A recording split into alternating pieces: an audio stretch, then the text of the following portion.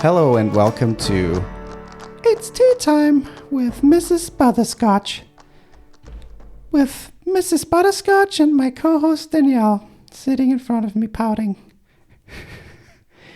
Have a tea, dear. It's Mrs. Tea Time with Mrs.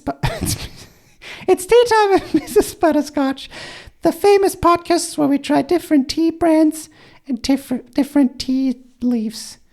Today, we have peppermint. I've never heard of the tea, so let's try it.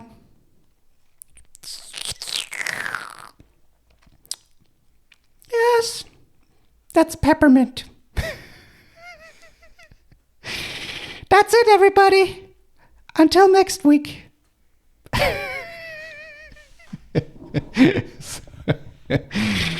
Sorry.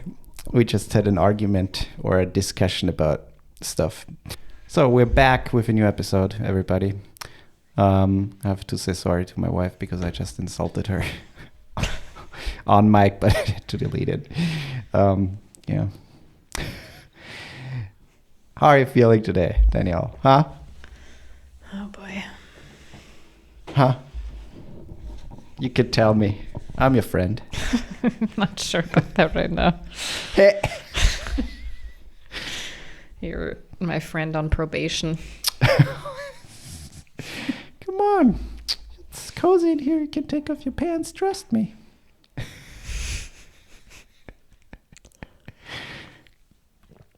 Så varmt der inden. Tjek Austerhosen. No. Das Österreicher Zimmer. It smells so weird in here. It doesn't smell in here. It smells so weird. You have to tell me what oil you use because that worked. Yeah, I know. Gardenia. Where's that? I mean, technically in my massage room, but I left it upstairs. So. Yeah, that kind of worked. Okay, so today we're getting into the topic of the Mandela Effect. You have not heard of it before. No. If you have not heard about it, you probably did on TikTok and Instagram are a lot of videos explaining what it is. But just to give you a brief little thing, the Mandela Effect refers to a situation in which a large mass of people believes that an event occurred when it did not. The term was originated in 2009 by Fiona Broome after she discovered that she, along with a number of others, believed that Nelson Mandela had died in the 1980s when he actually died in 2013, hence the name. So the origins again came from the woman, Fiona Broome, who thought that Nelson Mandela died, and she basically had also vivid memories of learning of his passing and a speech by his widow and stuff like that. But Broome was shocked that a large number of people also remembered the same identical event in such detail, but it never occurred. And so that's basically when the Mandela Effect kind of was introduced. I don't know, like people came together and then all of a sudden a lot of people figured out like things that they thought that were like that or happened like that or in the memory occurred like that, but then in fact weren't that, like was different. And there are numbers of examples where that happens. Yeah. Do you have an example for that? Or what is your thought on that? I mean, I don't have a thought on it. It's like a weird phenomenon, right? Yeah. I mean, there's the example of, for the US people, we had started as books, but then there was a children's show cartoon called the Berenstain Bears. And everyone thinks it's the Berenstein Bears. Everybody says Berenstein Bears. That sounds more logical. And they spell it with Stein.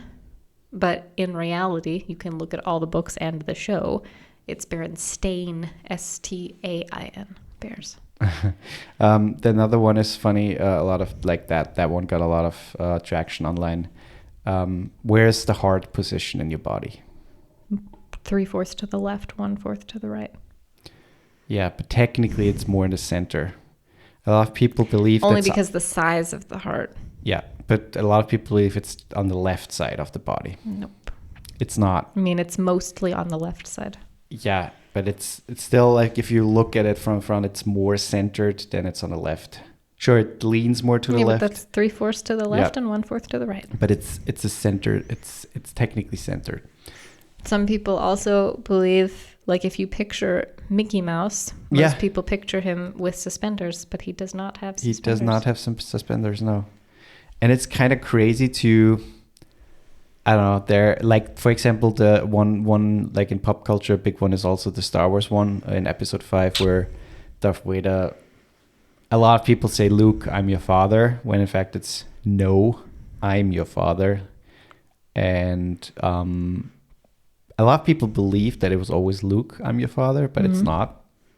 And yeah, it's kind of funny that it became like this famous line, Luke, I am your father, but that was never actually the line. Yeah, it's like, Luke, I am your father. When in fact it's not. It's no, I'm your father.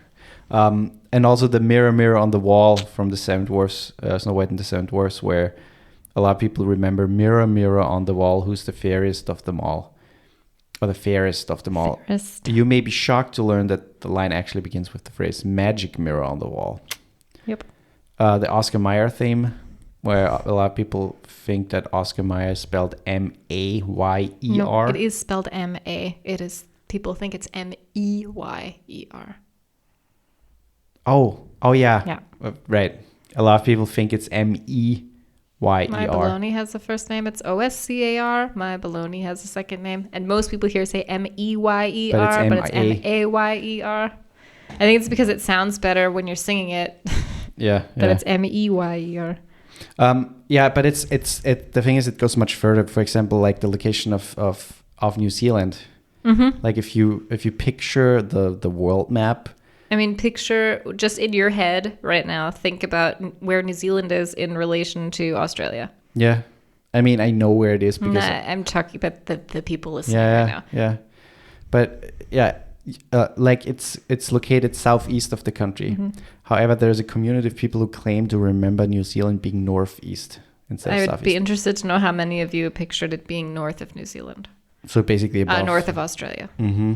So basically because that's above. what I was that person too. I always, for some reason, just pictured it north of Australia. No, it's not. It's now. It's southeast. Yeah, it's further down. Yeah, it's fucking crazy. Another one is the I think it's Shazam, the movie called Shazam with Sinbad. And in fact, no such movie exists. There was a children's movie called Shazam, and some other coincidences could help to explain how this movie became created. But a lot of people think that there's a movie called Shazam that starred Sinbad in the 1990s, but there was never a movie. Like, you can look it up. There's not a movie called that. I think another interesting one is how many people were, I've never watched it, but how many people were obsessed with Sex and the City, the show? And everybody calls it Sex in the City, but it's Sex and the City. Sex and the City, yeah. I mean, picture Pikachu. Like his tail. Is it just yellow or is it a brown tip? I mean, I know it, so I'm not going to say it. I'm not going to ruin it. It's just yellow. Pikachu is just a yellow tip, like a yellow tail. There's no brown tip or color in the tail. Which also a lot of people remember there being a brown tip in his tail. Which is also kind of crazy that people are so like determined to, like they see it from, and then it's also a lot, like there are a lot of logos about that too. Mm-hmm. Do you have an example for that? Logos. Mm-hmm. Not really a logo, but like a character for the Monopoly game, the Mr. Monopoly. Yeah, that's a good one. People think that if you picture him, most people would picture him with a monocle. Yeah. He does not have a monocle. He does not have a monocle, no. And some people say that maybe they're confusing him with Mr. Peanut, because that was also in the same time kind of a popular mascot, I guess, for something. Yeah. But he has a top hat and a cane like the Monopoly man does. But Mr. Peanut doesn't have a mustache. Oh, no, yeah, I'm sorry. But the Monopoly Man does? Yeah, Monopoly Man does. Do you know the peanut butter Jiffy? The brand? There's no it's such Jif. brand. It's Jif. Yeah. Yeah. A lot of people swear there's Jiffy, but there's a competitor, Skippy. Yeah. Yeah. I mean, people used to, when I was growing up, everyone called it Jiffy. Looney Tunes, for example, Yeah. it's not tunes, it's tunes. It's not tunes like cartoon, like Toons. It's tunes like music, Tunes. Yeah. That's Yeah. the same with Fruit Loops. Yeah. Fruit is not spelled like fruit. It's spelled F-R-O-O-T. Yeah. It's pretty crazy. There's so many logos where people are like, oh, it's that, but in fact it's not. Yeah. Yeah, Monopoly Man is, like you already said it, Pikachu Tail. It's so fucking crazy. Kit Kat, there was also a Kit Kat one. Oh, that's one I didn't know. Which one? Is that true? That can't be true. Which one? Did the it get you? Forrest Gump one. Oh, yeah. Is that really true? Yeah. Forrest Gump might have been one of Tom Hanks's most memorable roles with one of the most misremembered lines. It seems that the majority of film buffs remember Forrest Gump stating that his mama always said, quote, life is like a box of chocolates. Mm-hmm. Turns out that he actually said, quote, life was like a box of chocolates. Yeah. Really? Yeah. But does that still make sense? Life was like a box of chocolates. He would have to say then you never knew what you were going to get. Yeah. I mean, it's Forrest Gump, so he had a little bit of a disorder. So doesn't necessarily have to be grammatically correct, but it wouldn't make sense. If you think of, and I even did it when we watched Jaws the other night, I said, we're going to need a bigger boat. But in fact, it's you're gonna need a bigger boat. But also most people remember we are going to need a bigger boat. Yeah. That one floored me. Yeah, there are some really fun ones where people are like, what the fuck? Like a lot of people were really upset with the mirror on the wall part where people really, really believed that it was a different way. Yeah, but I feel like in the books, because they made books from I don't know if Snow White I think was a book before it was a movie, obviously, I think, right? Yeah. Wasn't it a fairy tale first and then it was a movie? I think so. But I feel like in the books it's mirror on the wall. I don't know. I could tell you, but probably not. Yeah, there's another one with the Lord of the Rings where Gandalf, a lot of people say that Gandalf says, run, you fools. But in fact, it's fly, you fools. Fly, you fools. Yeah. Yeah, I actually knew that one. Oh, you knew that one, yeah. No, but like I just knew. But there are also a lot of them also song lyrics. A lot are song lyrics. That's super crazy. Like for example, Afterworld, Freddie Mercury. We all think Freddie Mercury. Before you even say that one, I have to just say it always bothered me when people did this. I'm a huge Queen fan, and so it always bothered me when people added this part that didn't exist. Yeah. But continue. We all think of Freddie Mercury belting out Afterworld at the end of We Are the Champions, but it never happened. However, Freddie does sing the words at the end of the song during the band's famous Wembley Stadium performance. Yep. Yeah. So basically it's what is the last line of the song? We are the champions. There's another. I don't know. Maybe it's just the part before it. No time for losers, because we are the champions. That's technically the end of the song. World. And then people are like, of the world. Yeah. Because he's saying it one time at a live performance. Yeah. You might start singing the lyric when you hear Mr. Rogers, it's a beautiful day in the neighborhood. But even the movie... Don't ruin it. What? Even the movie makers got it wrong. It's a beautiful day in this neighborhood. And not in the neighborhood. What? Mm-hmm. It's a beautiful day in this neighborhood. It's a beautiful day in this neighborhood. A lot of people thought it's a beautiful day for a neighbor. Yeah. Uh-huh. Yep. Yeah, it's pretty crazy. I mean, anyone who... This is a very, very old reference, but anyone who watched I Love Lucy... I watched it when I was a kid. But anyone who watched I Love Lucy, there was a famous, quote, famous line, Lucy, you've got some splaining to do. So, yeah. But it was never actually said, but apparently it was like this super famous catchphrase. Like people remembered it as a catchphrase. Mm-hmm. Lucy, you've got some splaining to do. You know what's crazy? The next one blew my mind. Wait, but I didn't give the... Oh, I'm sorry. Thing. But instead, he was saying, "Splain that if you can." Lucy. And Lucy splain. Oh. But he never said, "You've got some splaining to do." Yeah, people And it combined became a catchphrase. People combined it. That's so crazy. The number of US states. Weirdly, I remember in school being taught there are 51. Okay. I don't know where that memory comes from, but in my memory, I remember. The thing is, because the moon is a state. I know it's 50, but in my memory, I remember being taught there are 51 states. I don't know. It's weird. It's super weird. The listener, just Google Mandela Effect, and there are tons of examples that will blow your mind and will seriously question why you remember some things differently. Like 100%. Do you have another example, a fun one, or because I... kind of a fun one. Cruella de Vil from 101 Dalmatians. Most people would spell her last name D-E and then capital V-I-L-L-E because it's kind of Frenchy, de Vil. Yeah.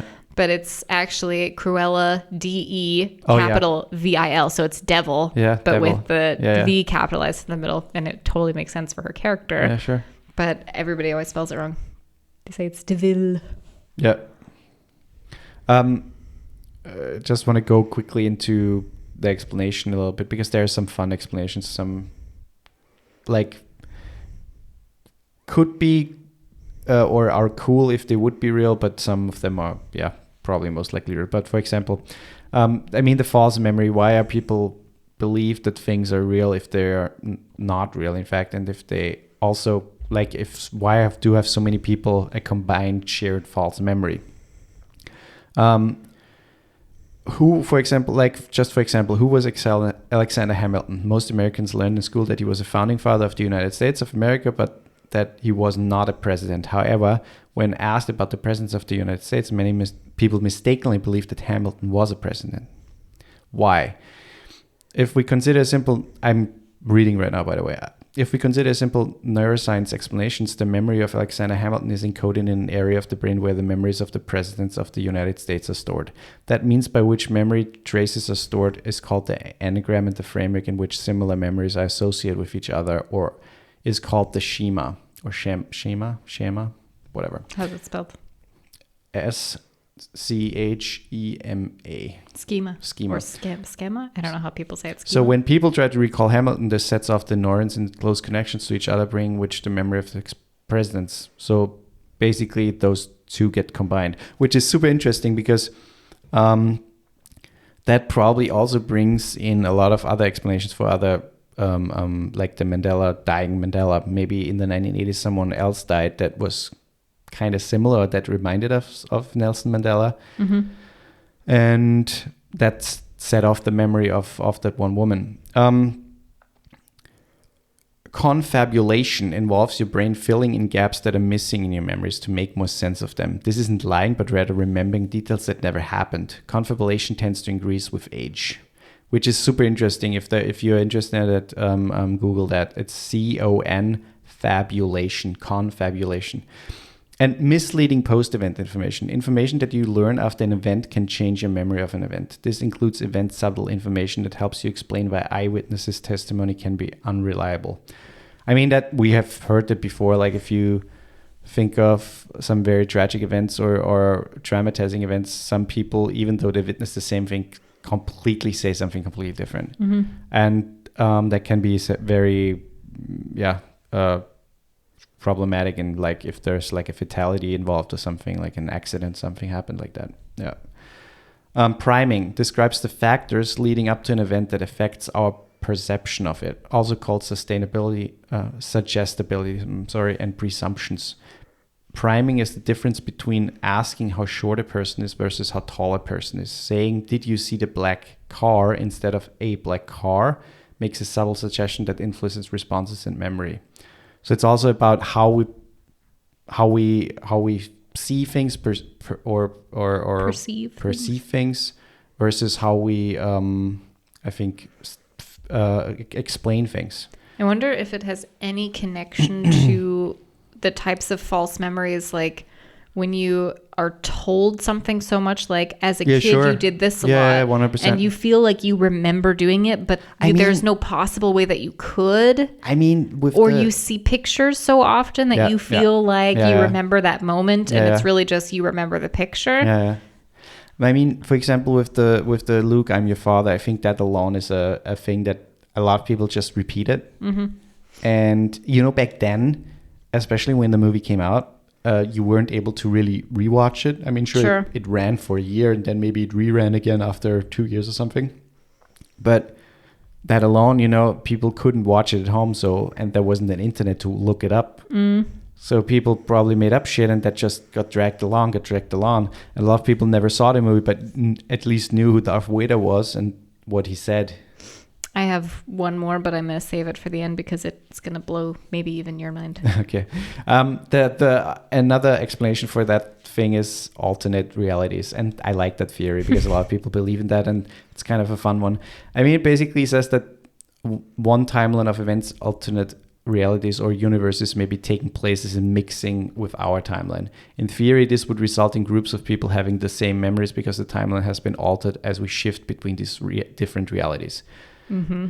Yeah, you aren't alone if you think this sounds unrealistic. Unfortunately, the idea of alternate realities is unfalsifiable, meaning that there's no way to disprove that else or other universes don't exist truly. So it could be that maybe, for example, someone traveled back in time and changed something, and at that point the realities crossed. Or at some point something just happened that made the timelines cross without, maybe somebody didn't go back, but it's really interesting. The Mandela Effect, and a lot of videos are going around just explaining it and showing examples of what people thought it would be, and then it's not that. But it's really interesting. It's a cool phenomenon that shows again that people like the brain alone and memories and how it works are super weird, and we just simply don't understand everything yet. Yeah. What is the last thing you have? I hope you don't know it already. Do you know the one from The Silence of the Lambs? Oh, I think so. What was it? If you think of The Silence of the Lambs, can you think of one line that everybody always says? No, I don't. But I've read Hello, about it. Clarice. Yeah. That's like associated with that movie. There's a specific scene that people talk about where he says, "Hello, Clarice," and it's super creepy. He never once in the movie says, "Hello, Clarice." That scene, he only says, "Good morning." Yeah. He doesn't even say Clarice in that scene. The closest he gets in the entire script of the movie is "Good evening, Clarice," but apparently the way it's not in a creepy moment. It's just him greeting her or saying goodbye, whatever it is. But that has been an iconic line that people say all the time. People like, "Hello, Clarice." It's like, it's just a thing, but he never says it. Yeah, it's so funny. It's so funny how people get I don't know, how the brain works and how people's memories work, and then how people just, take everything other people say. Oh yeah, that's in the movie. Oh yeah, sure. Oh, I just thought of one more that I didn't read, but I just know that one. Yeah. The Flintstones.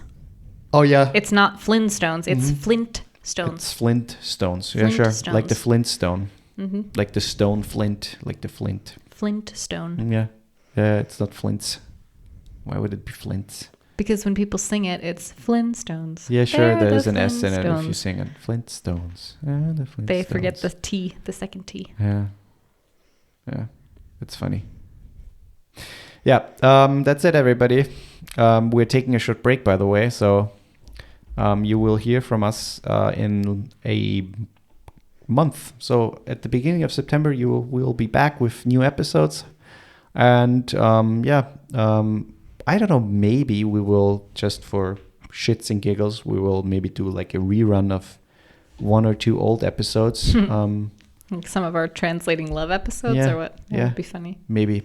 And we also thought about doing like a reaction to the 1 or 2 of those old episodes in the future. We might do that in the fall.